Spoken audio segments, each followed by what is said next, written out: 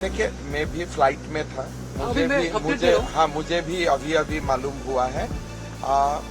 Tangible actually मेरा हिसाब से तेलंगाना कोर्ट नहीं दे सकता है। नहीं थम रहा पवन खेड़ा और हिमंता का विवाद। तेलंगाना हाई कोर्ट के फैसले पर सुप्रीम कोर्ट की रोक। क्या हिमंता से पंगा लेकर फंस गए पवन खेड़ा? कांग्रेस नेता पवन खेड़ा की मुश्किलें एक बार फिर से बढ़ती हुई दिख रही हैं और गिरफ्तारी की तलवार लटकती देख उन्होंने फिर से सुप्रीम कोर्ट का दरवाजा खटखटाया है। पवन खेड़ा की तरफ से अपनी याचिका पर तेलंगाना हाई कोर्ट से मिली ट्रांजिट बेल पर लगी रोक को हटाने की मांग की गई है। इस पूरे मामले में 2 दिन पहले सुप्रीम कोर्ट ने तेलंगाना हाई कोर्ट द्वारा दी गई 1 हफ्ते की ट्रांजिट अग्रिम जमानत पर रोक लगा दी थी। इस फैसले के आने के बाद से ही पवन खेड़ा की गिरफ्तारी का खतरा बढ़ गया था। ऐसे में उन्होंने शीर्ष अदालत से तुरंत राहत देने की अपील की है और अपने खिलाफ जारी कार्रवाई पर रोक लगाने की मांग की है।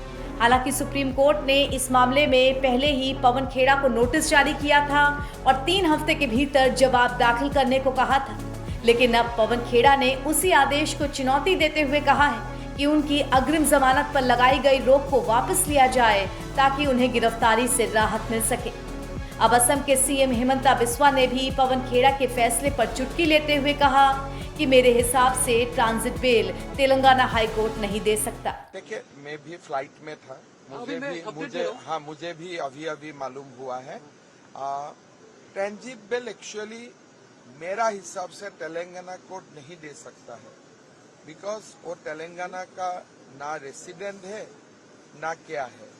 जो भी है, असम गवर्नमेंट ने इसको सुप्रीम कोर्ट तक लेके गया, सुप्रीम कोर्ट ने स्टे किया है, कानून अपना रास्ता लेगा। सर, राहुल गांधी बोला है कि इस मैटर में इन्वेस्टिगेशन होना चाहिए, जो आरोप पवन खेड़ा ने लगाया आपके फैमिली। ऐसा 10 आरोप अगर मैं राहुल गांधी का ऊपर लगा दो, क्या राहुल गांधी यही बात बोलेगा?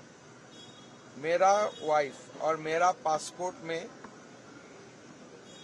जनताओं का सामने, आप लोगों का सामने रख दूंगा। क्या राहुल गांधी अपना पासपोर्ट हमारा सामने रखेगा? क्या राहुल गांधी देश को बताएगा वो कितना कितना देश में जाते हैं? तो राहुल गांधी को हर सलन ये बात बोलने का पहले याद रखना चाहिए कि वो भगवान नहीं है। आप जो बात पूछेगा वो बात मैं भी आपको पूछने का अधिकार है। तो ये बात ये नहीं हो सकता कि आप बोलेगा और मैं नहीं बोलूंगा।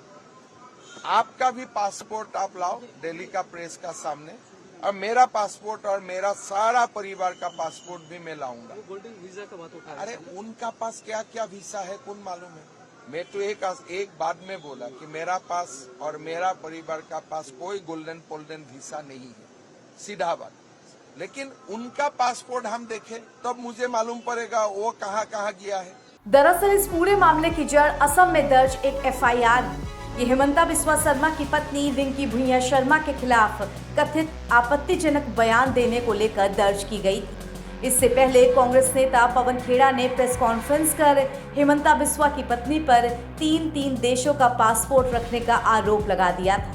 इस बयान के बाद असम में राजनीतिक माहौल गर्म हो गया था और पवन खेड़ा के खिलाफ कानूनी कार्रवाई शुरू हो गई थी। गिरफ्तारी से बचने के लिए पवन खेड़ा तुरंत हैदराबाद चले गए, फिर तेलंगाना हाई कोर्ट का रुख किया, जहां से उन्हें 1 हफ्ते की ट्रांजिट अग्रिम जमानत मिल गई।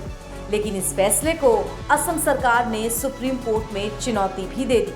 असम सरकार ने ये कहा कि इस तरह की राहत अभी चल रही जांच प्रक्रिया को प्रभावित कर सकती है।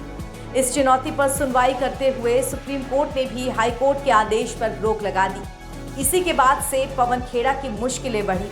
अब खेड़ा ने फिर से सुप्रीम कोर्ट में याचिका दाखिल की है और राहत की गुहार लगा दी है। वहीं लोग अब इस मामले को बीजेपी बनाम कांग्रेस के चश्मे से देख रहे हैं और इस पूरे घटनाक्रम ने पॉलिटिक्स और ज्यूडिशरी के बीच के संवेदनशील संतुलन को भी फिर से चर्चा में ला दिया है। मगर देश में चल रहे चुनावी माहौल के बीच सवाल ये उठ रहा है कि क्या पवन खेड़ा को सुप्रीम कोर्ट से राहत मिलेगी या उन्हें गिरफ्तारी का सामना करना पड़ेगा।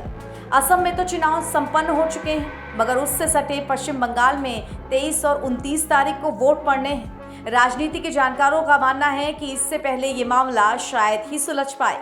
फिलहाल अब सबकी नजरें सुप्रीम कोर्ट की अगली सुनवाई पर टिकी हैं, जिससे ये पता चलेगा कि पवन खेड़ा को राहत मिलती है या उनकी मुश्किलें और बढ़ जाती हैं।